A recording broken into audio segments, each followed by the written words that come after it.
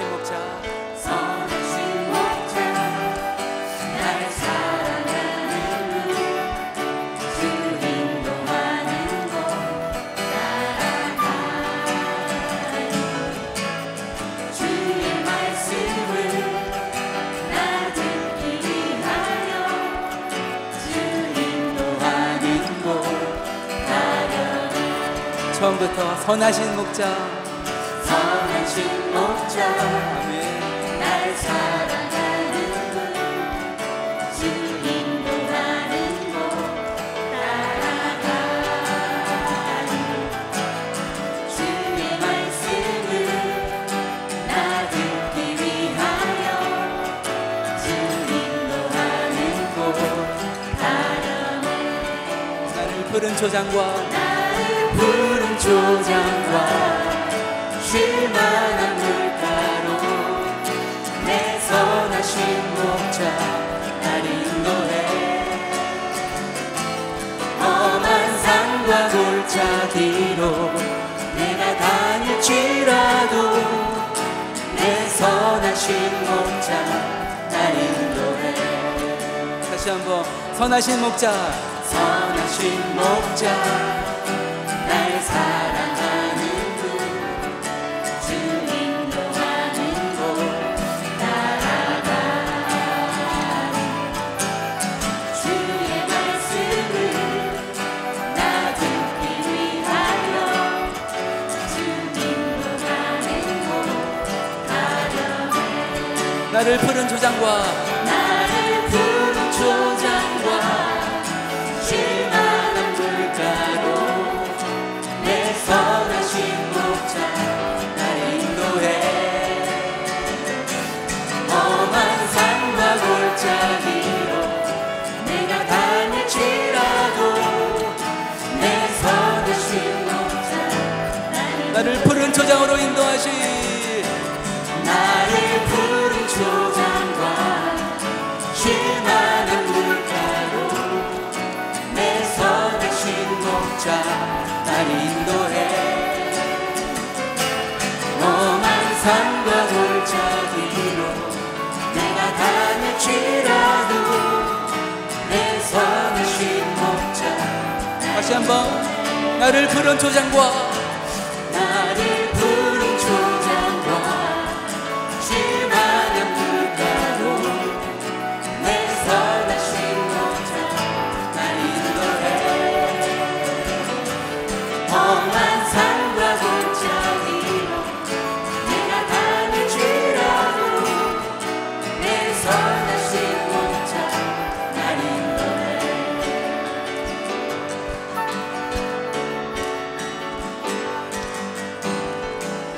할렐루야, 할렐루야, 아멘, 아멘. 선하신 목자 되신 주님을 찬양합니다. 우리를 쉴만한 물가로 인도하신 주님을 찬양합니다. 아멘. 자, 우리 다 같이 일어나서 우리 영이 주님을 찬양했으면 좋겠습니다. 우리 손뼉 치면서 기쁨으로 주님 앞에 나아갑시다.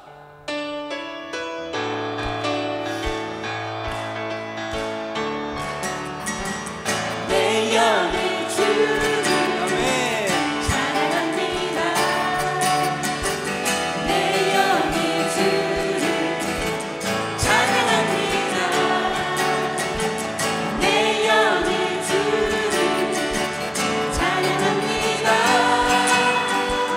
내 영이 주를 아멘. 찬양합니다. 처음부터 다시 한번 내 영이 주를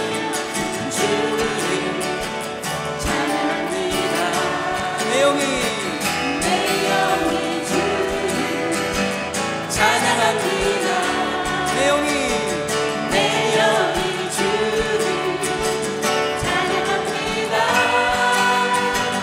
내 영이 주를 찬양합니다. 기뻐하라 감사하라 손들고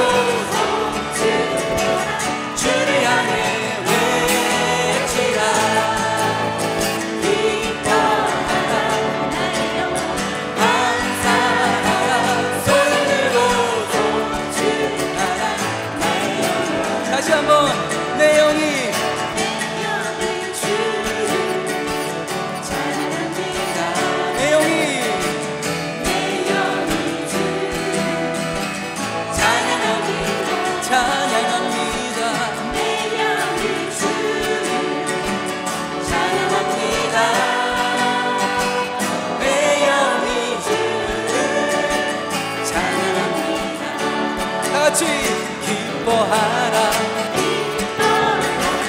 나의 영혼아 손을 들고 주를 향해 외치라 기뻐하라 나의 영혼아 손을 들고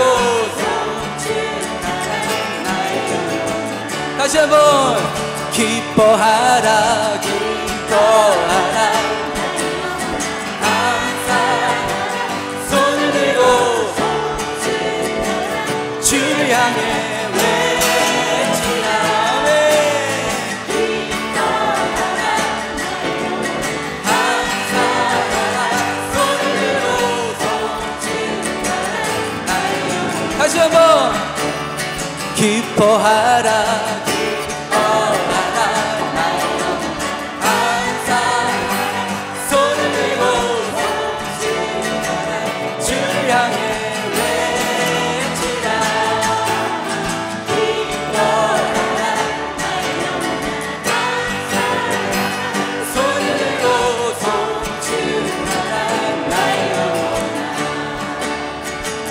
기뻐하며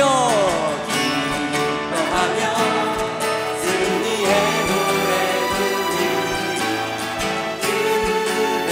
주가 회복시키시네 사랑으로 억눌렸던 자녀와 칭찬과 원성 얻게 하시네 다시 한번 처음부터 기뻐하며 승리의 노래로 하며 승리의 노래 그 백성 주가 회복시키시네 아멘 사랑으로 억눌렸던 자녀와 칭찬과 원성 얻게 하시네 전심으로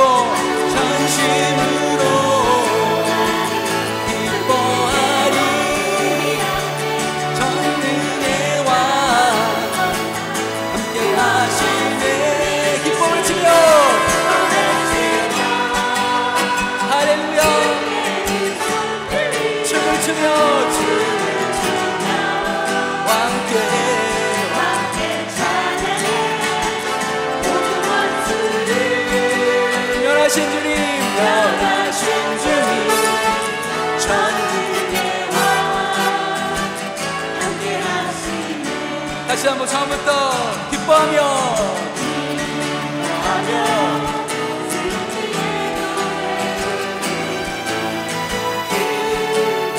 주가 회복시키시네 사랑으로 억눌렸던 자녀와 칭찬과 원성 얻게 하시네 전심으로 기뻐하리 전능의 왕 함께 하시네 기뻐 외치며 할렐루야 주께 춤을 추며 함께 모든 원수를 멸하신 주님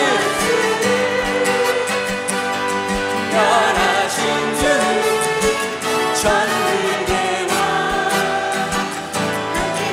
전심으로 기뻐하리 다시 한번 전심으로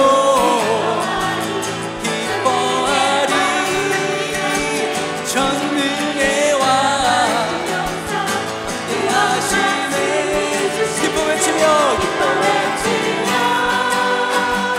주께 두 손 들이 춤을 추며 함께 찬양해 모든 원수를 멸하신 주님 전능의 왕 함께 하시네 전능의 왕 함께 하시네 다시 한번 전능의 왕 함께 하시네 할렐루야 모든 원수 멸하신 주님 승리의 노래를 부르며 주님을 찬양합니다. 할렐루야. 아버지 경배합니다. 아버지 채워주소서.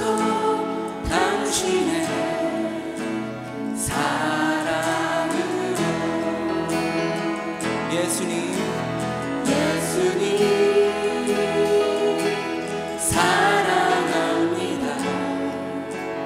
예수님 경배합니다. 예수님 채워주소서. 당신의 사랑으로. 성령님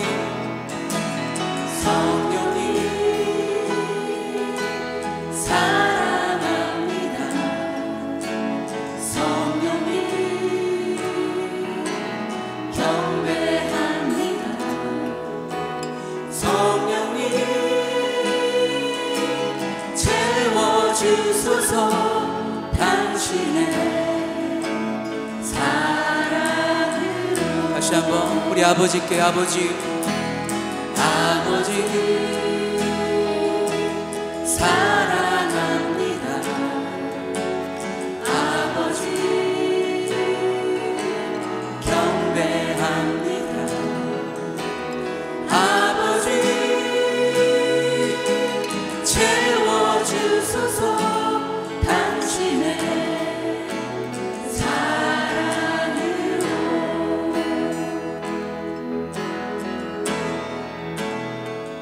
어제보다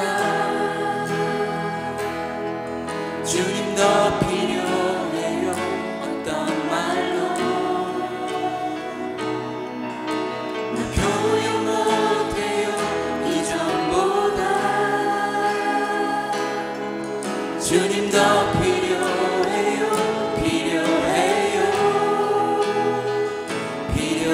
우리의 고백으로 어제보다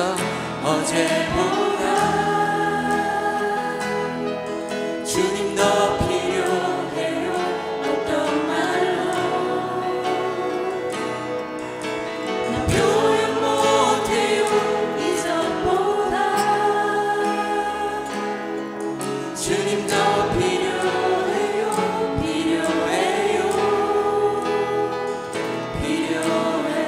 I need you more. I need you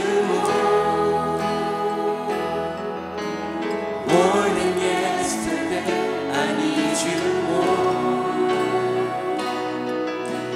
more than words can say. I need you more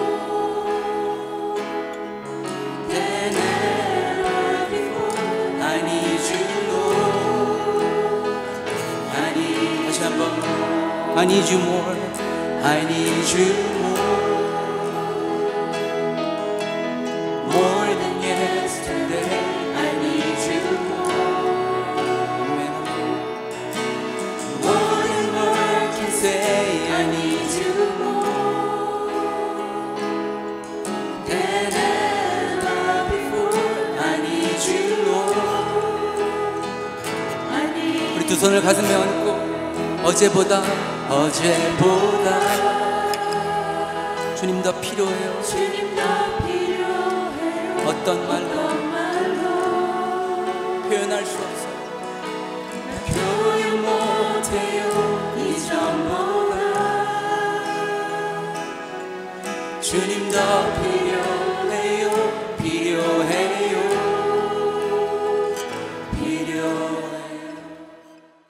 거룩하시고 사랑이 많으신 하나님 아버지, 저희들의 부활의 생명이 되시고 알파와 오메가가 되시는 우리 주님의 이름을 높이 올려드립니다. 믿는 자들에게는 소망이 되시며 영원한 생명이 되시는 하나님 아버지, 아버지의 긍휼하신 사랑에 힘입어 주님께 나왔사오니 오늘 이 예배 주님 한 분만 홀로 영광 받으시옵소서. 사랑의 하나님 아버지, 인생의 거칠고 악한 환경 속에서 때로는 낙심하고 좌절하여 원망과 불평으로 아버지를 찾기보다는 나 자신의 지식과 힘을 의지하며 영적으로 죽어 있는 삶을 살았던 저희 자신들을 자복하고 회개합니다. 뉘우침과 돌이킴이 없고 회개가 사라지고 사랑과 진리의 균형을 잃어버리고 성숙하지 못한 어린아이와 같은 믿음을 봅니다. 아버지, 이제 더욱 성령을 따라 성숙한 영의 사람으로 겸손하며 진실하게 살기를 원합니다. 무엇에도 요동하지 않고 말씀 안에서 끊임없이 뉘우치고 돌이키며 자기를 성찰하여 옛사람은 버리고 새사람으로 거듭난 성숙한 저희 모두가 되게 하여 주시옵소서. 그리하여 이 세상에서 천국의 기쁨을 누리게 하시옵고 진리 안에서의 진정한 자유함을 맛보며 살아가는 은혜를 우리 모두에게 내려주시옵소서. 주의 사랑이 머무르고 주님의 보혈의 피로 세워진 저희 베다니 교회, 이 교회와 이 땅 가운데 주님의 공의와 정의가 강같이 흘러넘치며 주의 사랑과 여호와를 아는 지식이 가득하기를 원합니다. 저희 교회를 기뻐하시는 하나님 아버지, 이 교회가 더욱 성장하고 새로움으로 거듭나서 아버지의 말씀과 나라를 지켜나가는 사명을 충성되이 감당하게 하여 주시옵소서. 갈 길 몰라 방황하는 고와 같은 심령들에게는 아버지를 만나는 기쁨의 안식처가 되게 하시옵고, 영육간에 병들어 신음하는 심령에게는 아버지의 치유의 손길의 역사를 체험하는 생명력 넘치는 교회가 되게 하여 주시옵소서. 특별히 교단 탈퇴 과정에서 주님이 항상 함께 하심을 감사드립니다. 저희 모두가 한 마음으로 하나 되게 하시고 주님의 뜻을 믿음으로 분별할 수 있는 영의 눈의 지혜를 더욱 허락하시옵고, 어떤 마귀의 시험에도 유동하지 않는 굳건한 믿음의 확신을 저희 모두에게 허락하여 주실 것을 믿고 간구합니다. 각자의 맡은 사역을 충성되이 믿음으로 감당케 하시고 서로 권면하며 사랑의 띠로 하나님의 의만 나타나서 모두가 협력하여 선을 이뤄가는 저희 베다니 성도가 되게 하시옵소서.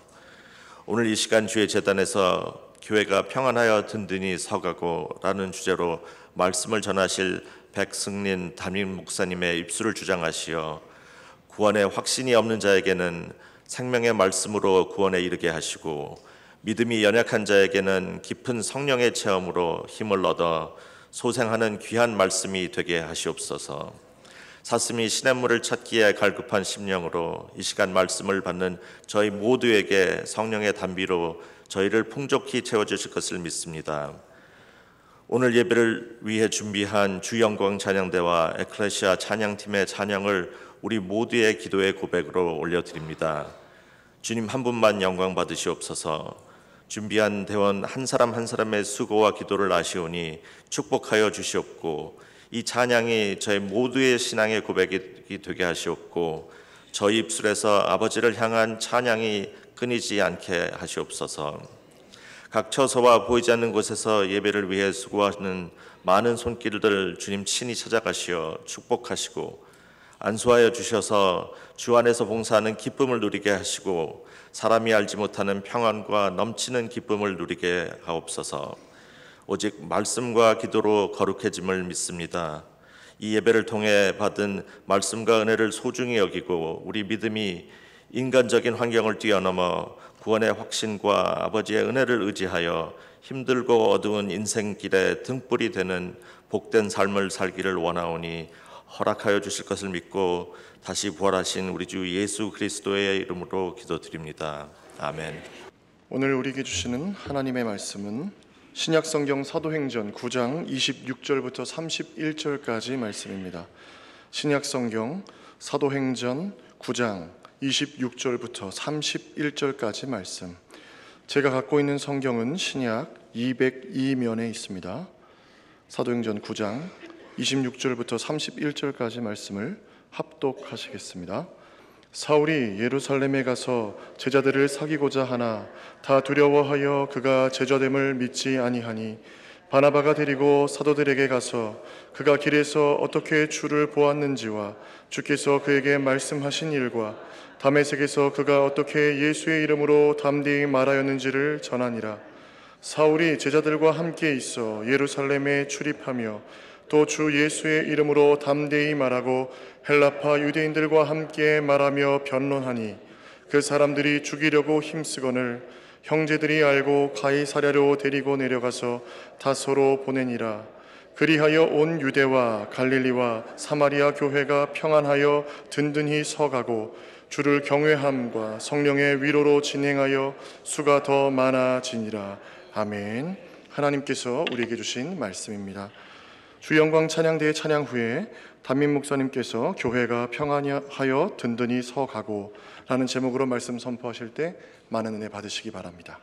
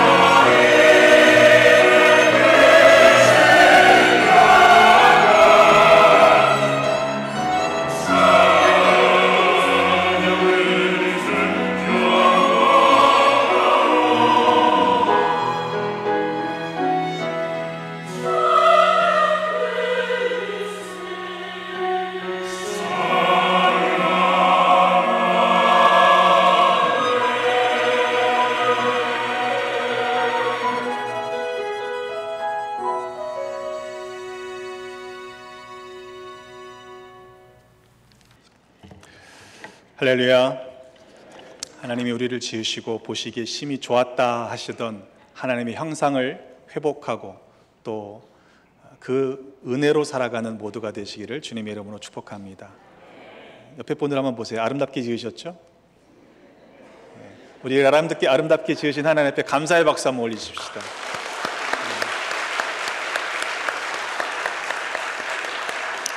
기도하겠습니다.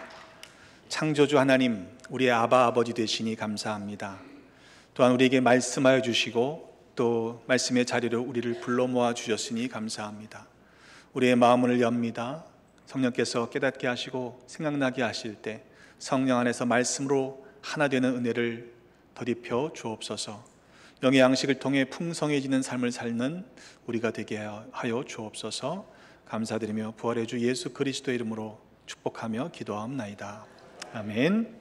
할렐루야. 주보를 보시면 뭐부터 먼저 보시나요? 여러분 아마 관심 있는 부분들을 보실 텐데 지난주에 출석 인원이 1000명을 넘었습니다. 예.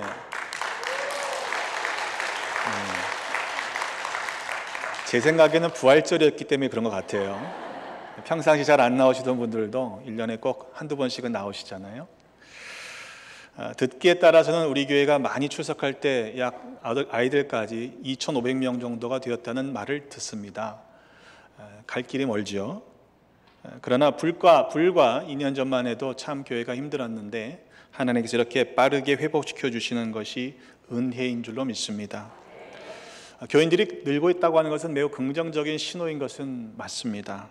그러나 인원이 느는 것이 목표는 아닙니다.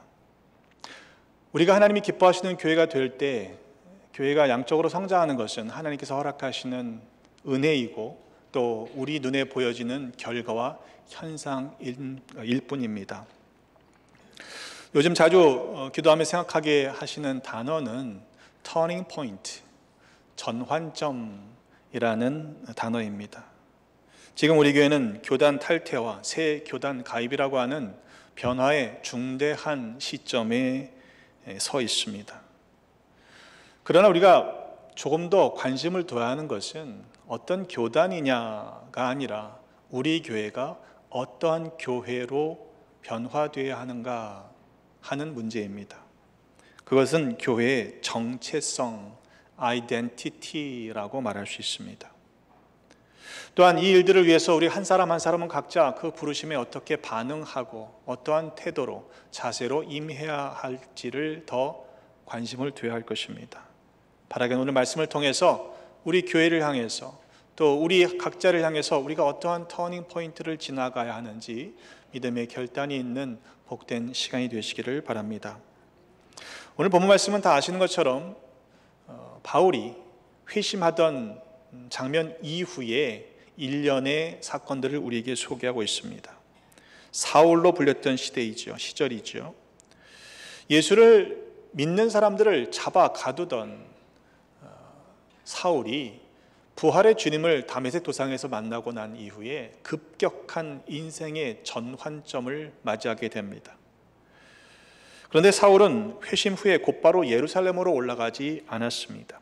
갈라디아서 1장 17절 18절의 말씀을 참조해 보면 그 회심 후에 이 사울은 사도된 자들을 만나려고 예루살렘에 갔던 것이 아니라 아라비아를 거쳐서 또다시 다메섹에 갔다.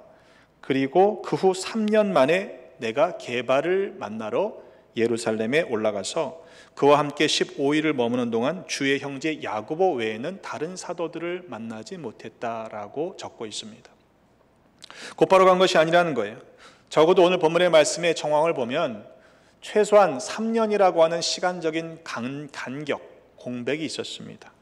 자, 그런데 왜 사울은 베드로와 주의 형제 야고보 외에는 다른 사도들을 볼 수 없었던 것일까요? 오늘 함께 읽으신 26절의 말씀에 우리에게 힌트를 줍니다. 사울이 예루살렘에 가서 제자들을 사귀고자 하나 다 두려워하여 그가 제자됨을 믿지 않았기 때문이라는 것입니다. 여러분 이상하지 않습니까? 그때까지 그 제자들조차도 사울의 회심을 믿지 않은 거예요. 무려 3년이나 시간이 지났음에도 불구하고 해석에 따라서는 조금 더 긴 기간이라고 볼 수가 있어요. 바울의 2차 예루살렘 방문이 회심 후에 무려 14년이나 지났기 때문에 어쨌든 그렇게 꽤 시간의 공백과 간격의 차이가 있음에도 불구하고 사울에 대한 나쁜 기억이 사라지지 않는 거예요. 그도 그럴 것이 사울의 악명이 높지 않았습니까? 예루살렘 교회가 핍박받았을 때의 사건을 한번 기억해 보십시오. 스데반이 순교하던 장면을 떠올려 보십시오. 그가 죽어도 마땅하다라고 참여했던 일에 앞장선 이가 사울이었습니다. 물론 교회가 큰 핍박이 일어나서 교인들은, 제자들은 사방으로 흩어졌습니다. 하지만 그 흩어지는 과정 속에서 하나님의 구원의 역사는 계속되었습니다. 하지만 그 핍박의 중심 가운데 사울이 있었다는 것은 부인할 수가 없습니다. 또 그가 회심했다는 이야기를 듣고 아나니아에게 그에 가서 안수하라 라고 하는 말씀을 들을 때에도 아나니아는 이렇게 얘기합니다. 예루살렘에서 주의 제자들에게 적지 않은 해를 끼쳤다는 것을 들었습니다. 그리고 지금 오는 것도 우리를 잡아 가두려고 하는 공문을 가지고 온다는데, 여러분 소문이 그렇게 날 정도로 두려운 대상이 사울이었다는 거예요. 그러니 그가 회심했다는 것을 믿을 수가 없는 거죠. 시간이 그렇게 지나도 믿을 수가 없었던 것입니다. 여러분, 적어도 부활의 주님을 만났다면 그 인생이 변화될 수 있다는 사실을 우리가 인정해 줘야 하지 않겠습니까? 아니, 그것 못하더라도 하나님이 어떠한 인생이든지 만나주시면 그 인생이 바뀔 수 있다라고 하는 사실을 우리는 인정해야 하지 않느냐, 이 말입니다. 아이러니는요, 다메섹의 유대인들 그리고 예루살렘의 헬라파 유대인들이요, 사울을 죽이려고 힘썼다는 사실입니다. 그 말은 오히려 유대인들이, 사울을 죽이려고 힘썼던 그들이 오히려 사울의 회심을 믿었다는 말이 됩니다. 물론 회심한 사울이 다메섹에 가서 끌려 들어가서 눈을 뜨게 됐을 때 즉시 예수가 그리스도이심을 증언했죠. 주 예수의 이름으로 담대히 말하며 변론했기 때문에 그 현장에 있던 사울의 회심의 모습을 직접 눈으로 보았던 사람들은 믿기 쉬웠을 것입니다. 하지만 제자들이, 이 예루살렘의 제자들은 사울이 회심했다는 사실을 직접 눈으로 보지 못했기 때문에 지금 믿을 수가 없다는 말입니까? 이때 바나바라는 사람이 등장합니다. 시간의 차이는 명확하지 않습니다만 적어도 상당한 시간의 차이가 있는 것을 우리는 짐작하게 됩니다. 그런데 바나바가 사울을 데리고 사도들에게 갑니다. 뭐라고 얘기합니까? 그가 길에서 어떻게 주를 보았는지와 주께서 그에게 말씀하신 일과 다메섹에서 그가 어떻게 예수가 그리스도이심을 증거했는지 담대히 말하였는지를 대신 전해주었다라고 성경은 기록하고 있습니다. 지금 사울과 바나바가 어떠한 관계로 만나게 되었는지 명확하지는 않습니다만 갈라디아서 2장의 말씀에 보면 아마 2차인 것 같아요. 예루살렘을 방문했을 때 바나바를 함께 사울이 데려갑니다. 바나바는 적어도 사울의 회심이 진짜라고 믿었던 것이죠. 사울에게 일어난 일들이 거짓말이 아니라 진실이라는 사실을 그는 믿어줬던 것입니다. 그리고 나서 사울을 사도들에게 소개하고 있습니다. 바나바를 소개하는 본문은 사도행전 4장 36절로 등장합니다. 바나바는 구브로에서 태어난 레위인이었습니다. 그의 원래 이름은 요셉이라고 불렸던 사람입니다. 그런데 사도들이 이 요셉의 이름을 바꿔줬어요. 별명을 붙여줬는데 바나바, 위로의 아들이라는 뜻입니다. 그가 얼마나 어떠한 삶을 살았는지를 그 별명 가운데 우리가 짐작할 수 있는 것이죠. 다른 사람들을 격려하고 위로하는 일들에 앞장섰던 인물입니다. 한 번, 두 번 해가지고 그런 이름이 붙여지지 않습니다.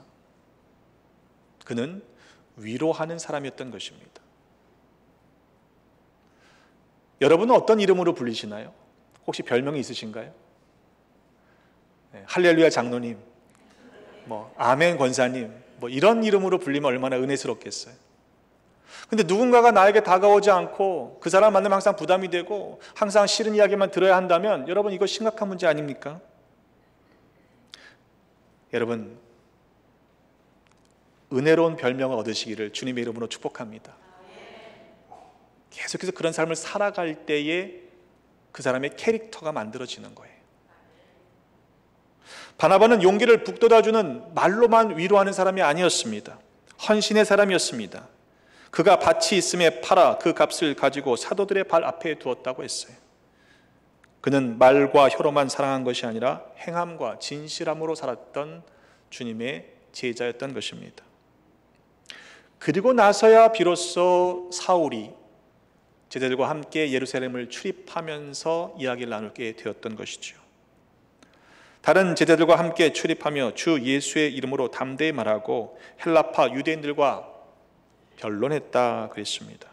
그런데 헬라파 유대인들이 사울을 죽이려고 힘쓴 것이죠. 그 사실을 형제들이 알고 사울을 가이사랴로 데리고 내려가서 다소에까지 이르게 됩니다. 다소는 사울의 고향입니다. 낙향한 거죠. 칩거했다라고 볼 수 있습니다만 그 모든 사이사이 일어났던 여정마다 주의 제자들이, 그의 형제들이 사울을 돕고 격려하고 위로하고 있는 것을 보게 됩니다. 불과 얼마 전까지만 해도 사울이란 이름을 듣기만 해도 벌벌 떨던 두려움의 대상이었습니다. 그가 회심했다고 해도 도무지 믿을 수 없었던 악명 높았던 인물이 사울입니다. 그런데 이제는 그를 돕는 자로 형제 관계 가운데 서로 사랑하게 되었다는 것이지요. 사울만 변한 것이 아닙니다.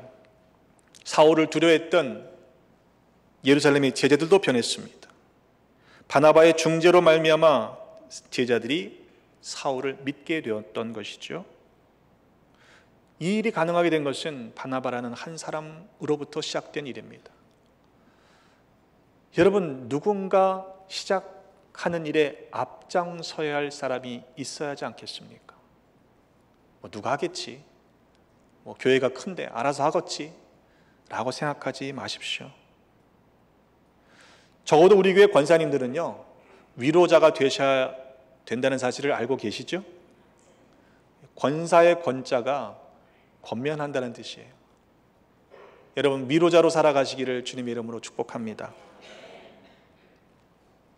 변화라고 하는 것은 항상 두려움을 동반합니다. 왜냐하면 아직 우리가 경험해보지 않은 것이기 때문에 그래요.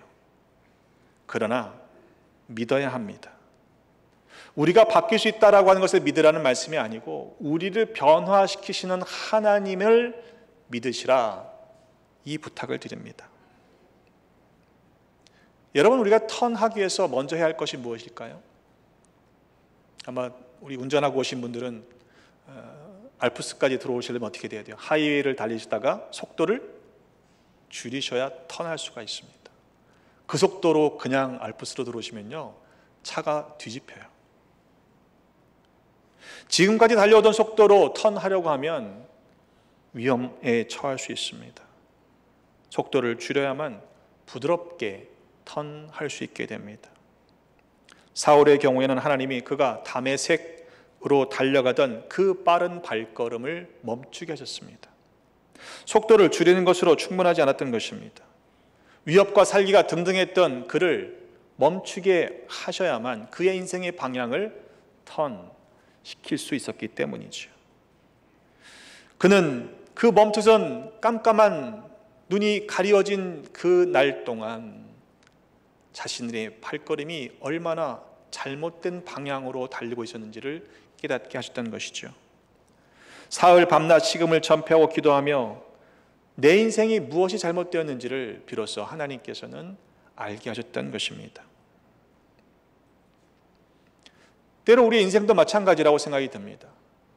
여러분 앞에 어떠한 일들 때문에 멈춰서야 할 때가 있습니까? 억지로 뚫고 가려고 하지 마십시오. 만약 그것이 하나님께서 멈춰서게 하시는 것이라면 그럴 만한 분명한 이유가 있기 때문이라고 저는 생각합니다.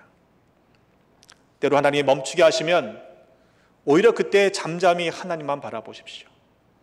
엎드려 하나님이 무엇을 원하시는지, 내가 지금까지 달려왔던 인생의 방향이 바르게 달려왔던 것인지를 점검하는 기회가 되어야 합니다. 혹 나는 그런 막힘이 인생에 한 번도 없었다, 나는 잘 달리고 있다 라고 생각하시는 분이 있다면 여러분 감사하십시오. 그러나 혹 그것이 만일 하나님이 기뻐하시지 않는 방향을 잘 달리고 있는 것이라면 그것은 실은 위험한 일입니다. 왜냐하면 그 방향이 하나님을 향한 방향이 아니라면 하나님으로부터 멀어지는 일에 빠르기 때문인 것입니다. 만약 멀리 그렇게 잘 달려가면요, 결국엔 돌아오기까지 고생하게 되어 있습니다. 터닝 포인트, 저는 그런 맥락에서 보면 지금 우리 교회가 가고 있는 방향이 코너링을 도는 것이라고 생각합니다. 코너링을 하게 되면 전에는 들리지 않던 소리도 들리게 되고 또 몸이 한쪽으로 쏠리거나 기울게 됩니다. 그래서 불안하지요. 혹 이렇게 턴하다가 쓰러지는 것은 아닌가 염려가 될 수도 있습니다. 초보 운전자는요, 그렇게 턴할 때 이것을 어떻게 해보려고 반대로 급하게 꺾다가 차가 전복되기도 합니다. 자전거를 처음 배우실 때 페달을 밟는데 신경을 써야 되는데 이게 기우뚱하면요, 불안하니까 핸들을 이렇게 흔들다가 우리 쉽게 넘어지는 경험을 하지 않습니까? 큰 배가 방향을 턴하려면요, 이 선회하는 곡선이 아주 커다랗게 돌아야 배가 안전하게 돌 수 있습니다. 비행기가 방향을 바꾸려면요, 커다란 비행기일수록 몸이 기우뚱하는 시간을 버텨내야 하는 필요가 있습니다. 불안하지요. 기우니까. 그러나 그 불안함을 이겨내야 합니다. 이전의 관성을 따라 밖으로 나가려는 경향을 비록 소리가 나더라도 또 몸이 기울어 있더라도 그것을 견뎌내야만 결국에는 원하는 방향으로 턴할 수 있게 되는 것이죠. 사울에게는 그가 턴할 수 있도록 하나님을 향해 인생의 방향이 고정될 수 있도록 바뀌어지는 과정에 그를 지지해주는 동역자들이 있었습니다. 바나바의 도움으로 사도들을 알게 되었고 제자들과 함께 예루살렘을 출입하게 되었기 때문입니다. 그러나 여전히 사울에게는 그의 회심을 위협하는 세력들이 있었습니다. 사울과 변론하던 그 사람들이 사울을 죽이려고 힘썼다고 했습니다. 한 번, 두 번 돌을 던진 것이 아닙니다.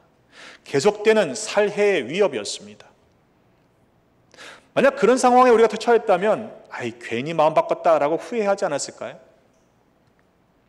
다메섹에서는 그를 죽이려는 계교를 알고서 그의 제자들이 밤에 사울을 광주리에 담아서 성벽에서 내렸습니다.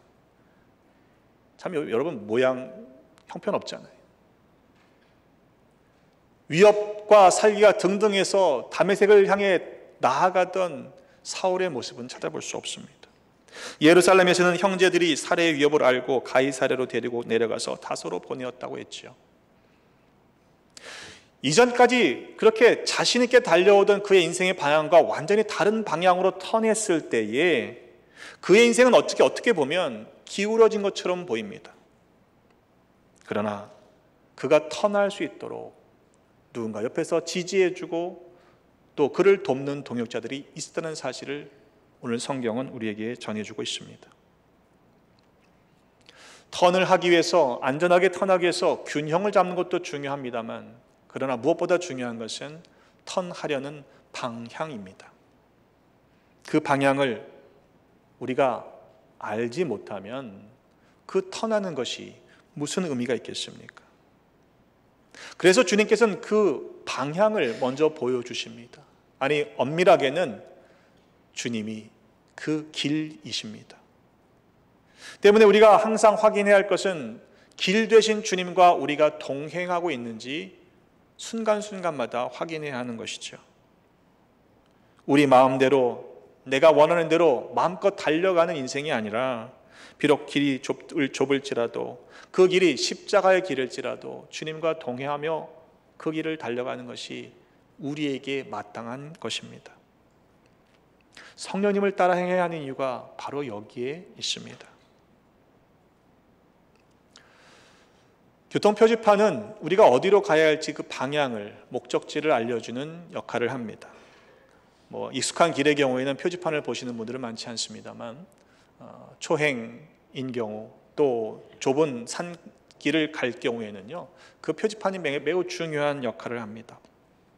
미리 알려주는 거예요. 오른쪽으로 꺾어집니다. 왼쪽으로 꺾어집니다. 경사가 있습니다. 속도를 줄여야 합니다. 여러분, 그 사인을, 신호를, 표지판을 무시하고 내 마음대로 달리다 보면 사고를 당하게 되는 것이죠. 저는 하나님께서 하시는 일들을 주목해서 보아야 할 이유가 여기에 있다고 생각합니다. 우리에게 미리 말씀하시는 거예요. 이적이라 불리지 않는 일일지라도 하나님이 하시는 일들을 우리가 보면 하나님이 지금 어느 방향으로 우리를 턴하게 하시는지를 볼 수 있지 않겠습니까? 하나님이 지금 무슨 일을 하려고 하시는지 주목해서 보시기를 간절히 부탁을 드립니다. 뭐 어떻게 알아서 되겠지, 뭐 리더들이 알아서 하겠지, 그렇게 생각하지 마세요. 우리 안에서 역사하시는 성령님께서 지금 어떠한 방향으로 우리를 턴하게 하시는지 미리 볼 수 있는 믿음의 눈을 소유하시기를 주님의 이름으로 축복합니다. 왜냐하면 성령께서 하시는 일이라면 그 흐름을 역행할 수는 없기 때문입니다. 그리하여 온 유대와 갈릴리와 사마리아 교회가 평안하여 든든히 서갔다고 그랬어요. 놀라운 사실은요, 평안하고 든든히 서갔던 교회가 예루살렘 교회가 아니라는 거예요. 오히려 유대와 갈릴리, 사마리아에 있던 교회들이 평안하여 든든히 서갔다고 성경은 우리에게 전해주고 있습니다. 이전에 일어났던 스데반의 순교로 말미암아 일어났던 큰 핍박 때문에 흩어진 사람들입니다. 그런데 하나님은 그 흩어진 과정 속에서 교회를 세우셨다는 거예요. 교회도 세우실 뿐만 아니라 평안하여 든든히 서가도록 하나님께서 지키시고 보호해 주셨다고 성경은 우리에게 증거합니다. 하나님께서 하시는 일입니다. 하나님께서 지금도 동일하게 역사하시는 줄로 믿습니다. 하나님의 교회입니다. 여러분, 불안하거나 걱정하지 마십시오.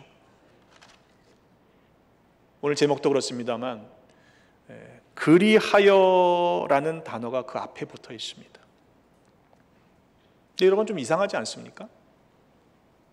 지금 상황을 보세요. 상황을. 죽이려고 달려드는 힘쓰는 사람들이 있습니다. 오죽하면 사울이요, 포만나게 야반도주를 했겠어요. 더 이상 살기 등등해서 다메섹으로 나아가던 그의 자신만만한 모습을 찾아볼 수 없습니다. 쫓기는 신세입니다. 반기는 사람도 없습니다. 고난의 연속이 이제 본격적으로 시작되는 장면입니다.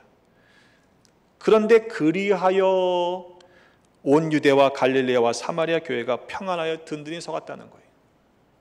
여러분, 세상에 줄 수 있는 평안이 아니라는 말씀이겠죠. 놀랍지 않습니까? 하나님의 일하시는 방법은 우리의 상상을 초월한다는 것을 여러분 알아야 합니다. 또한 주를 경외함과 성령의 위로로 진행하여 수가 더 많아졌다고 우리에게 전해주고 있습니다. 공동 번역 성경을 보면 주를 두려워하며 성령의 격려를 받아 그 수요가 차츰 늘어났다라고 바꾸고 있습니다. 변화를 두려워한 게 아니에요. 하나님을 경외했습니다. 사람들의 격려를 받은 것이 아니에요. 성령님의 위로하심으로 진행했다고 그랬어요. 그럴 때 하나님께서 교회를 세워가신다는 사실을 우리 또다시 한번 경험하시기를 주님의 이름으로 축복합니다. 물론 바나바와 같은 격려와 위로도 있었습니다. 형제들, 제자들의 도움도 필요합니다. 그러나 교회 안에는 무엇보다도 하나님을 경외하는 믿음과 성령님의 위로하심이 있어야만 합니다. 그 은혜를 힘입어 진행할 때에 교회가 더 든든히 세워지게 되는 것입니다. 수가 더 많아지는 것이 목표가 아닙니다. 우리 교회 안에 주를 경외하는 마음이 더 넘쳐나시기를 간절히 부탁을 드립니다. 주님의 교회이기 때문에 그래요. 교회라면, 진짜 교회라면 당연히 성령 안에 있어야 하지 않겠습니까? 성령께서 인도하신 대로 따라가는 것이 교회야 마땅하지 않습니까? 그렇다면 두렵고 떨리는 마음으로 감당해야 합니다. 주를 경외함으로 진행해야 합니다. 성령님의 위로하심이 있어야만 한 걸음 한 걸음 용기를 내어 발걸음을 내딜 수 있게 되는 것입니다. 로마서 8장 28절의 말씀 우리가 알거니와 하나님을 사랑하는 자 곧 그의 뜻대로 부르심을 입은 자들에게는 모든 것이 합력하여 선을 이룬다고 그랬어요. 믿으십니까? 합력하여 선을 이루게 하시는 하나님의 성품을 의심하지 마십시오. 우리가 해야 하는 것은요, 하나님의 뜻이 무엇인지를 아는 거예요. 그리고 하나님을 더욱 사랑하면 이 모든 일들을 주관하고 계시는 하나님께서 마침내 그 일을 완성하실 것입니다. 교회가 이전에 익숙한 방향이 아니라 다른 방향으로 기울어진 것 같아서 불안하신 분들이 있습니까? 여러분 걱정하지 마십시오. 전에 듣지 못하던 소리가 들리는 것 때문에 여러분 염려가 되십니까? 염려하지 마십시오. 성령 하나님께서 우리에게 전환점, 터닝 포인트를 지나가게 하시기 때문에 일어나는 현상입니다. 기울인 것처럼 여겨질지 모르지만 여러분 넘어가지 않습니다. 하나님이 붙들고 계시는 교회이기 때문입니다. 곧 방향을 잡고 평안하여 든든히 서가게 하실 것입니다. 그런데 여러분 아십니까? 교회는요 방주입니다. 방주는 무동력선이에요. 내가 원하는 대로 갈 수 있는 게 아니라는 거예요. 표류하는 것처럼 보이지만, 망망대해 아무것도 없는 것처럼 보이지만, 그 방주를 붙잡고 계시는 하나님께서 마침내 목적지에 도착하게 하시는 것을 우리는 곧 경험하게 될 것입니다. 하나님께서 인도하시는 대로 순종하며 기다릴 때 하나님은 하나님의 때에 반드시 그 일을 이루신다는 사실을 우리로 하여금 다시금 고백하게 하실 것입니다. 종종 성도들을 만나다 보면 궁금하신 것 같아요. 목사의 비전이 뭐냐? 자꾸 물으시더라고요. 여러분, 비전은요 목사가 주는 게 아니에요. 하나님이 보여주신 것이라고 저는 믿습니다. 목사만 보는 게 아니에요. 우리 교회를 위해 주시는 비전이라면 우리 모두 보게 될 것입니다. 여러분 주목하셔야 돼요. 사실 변화는 불편합니다. 익숙함에서 벗어나야 하기 때문입니다. 그런데 저는 감사하게도 지난 목회를 통해서 항상 하나님은 그 공동체를 변화시키는 능력의 하나님이심을 경험하게 하셨습니다. 그리고 전혀 바뀔 것 같지 않던 사람들도 하나님을 만남을 통해서 바꾸시는 케이스를 너무너무 많이 봤어요. 여러분 사람 잘 안 바뀝니다. 맞죠? 그런데요 하나님은 사람을 변화시키실 수 있습니다. 미리 포기하지 마세요. 저 인생 하나님이 바꾸실 수 있을까? 안 된다고 먼저 판단하지 마십시오. 우리 자신을 봐도 그렇지 않습니까? 하나님이 그대로 쓰시는 사람은 없어요. 만들어 가시는 거죠. 이 터닝 포인트를 지날 때 각자에게 말씀하시는 하나님의 음성을 들을 수 있는 믿음의 사람들이 되시기를 주님의 이름으로 축복합니다. 우리가 과연 가는 길이 길 되신 주님과 함께 걸어가고 있는 길인지 확인하십시오.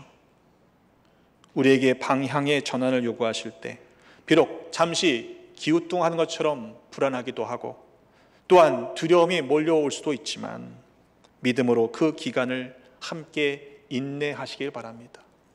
그리고 누구 하나 떨어져 나가지 않도록 서로 위로하고 격려하는 믿음의 일들이 우리 가운데 있어지시기를 주님의 이름으로 축복합니다. 얼마 가지 않으면 터나던 방향 때문에 잠시 기울어졌던 이 기울기가 평형을 이루게 될 것입니다. 그리고 평안하여 든든히 서게 하실 줄로 믿습니다.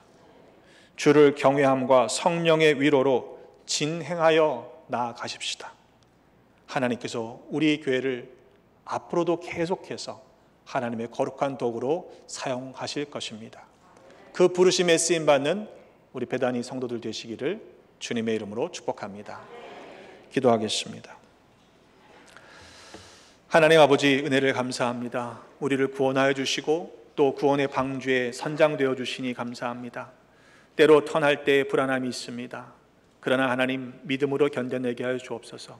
마침내 평안하여 든든히 세워가시는 하나님의 은혜를 우리의 삶에서 더 풍성히 경험할 수 있도록 믿음으로 감당하는 하나님의 사람들 되게 하여 주옵소서. 그래서 우리 교회를 통해 하나님 믿는 구원의 역사가 넘쳐나게 하시고 이 땅을 변화시키시는 하나님의 그 놀라운 도구로 살아가는 우리 한 사람 한 사람 베다니의 권속들 되게 하여 주옵소서. 교회 머리가 되시는 우리 구주 예수 그리스도의 이름으로 기도하옵나이다. 아멘.